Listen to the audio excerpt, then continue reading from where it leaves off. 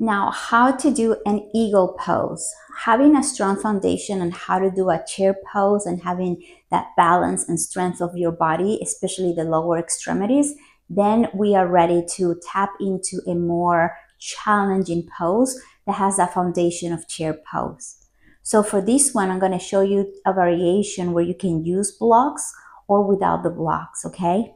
So going back to our chair pose, right? I particularly like to do a chair pose for this one with my feet hip distance, right? I'm gonna track my knees back. I'm gonna go down into my chair, right?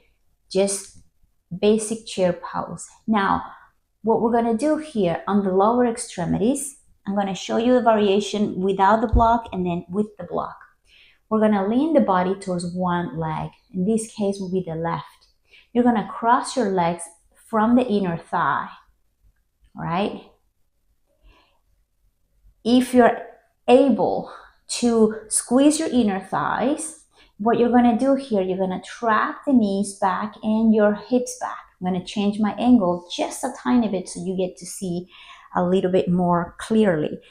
We're going to go into chair, shifting my weight to the left, crossing my right on the top of the leg and sitting back. Notice my knees are not forward. I'm going to drag my knees back and lower my hips. Keep that spine straight. And then here's my chair. Now, one option is I'm resting my toes of the crossing legs on the floor. The other choice is to use a block any height to help you find that support. The other variation is to wrap that foot around the other leg. But if you do that, notice how the hips tends to go towards the knee. I want you to square a little bit and sit back. So that's your chair with the eagle legs. Now, the eagle also includes the upper extremities for shoulder stretch. Here you stretch the arms out to the side. Usually it's the opposite arm that is crossing on the bottom. So because we have the right on top, now we're going to have the left on top of your arms. We're going to go elbow to elbow, changing the angle again. You're going to flip your palms. You can hug yourself in here, rise the elbows, or you can bring the forearms to touch on the top.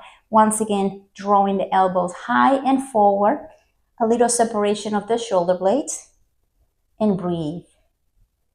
You undo the arms and you undo the legs. Go ahead and do the other sides to help you balance the body.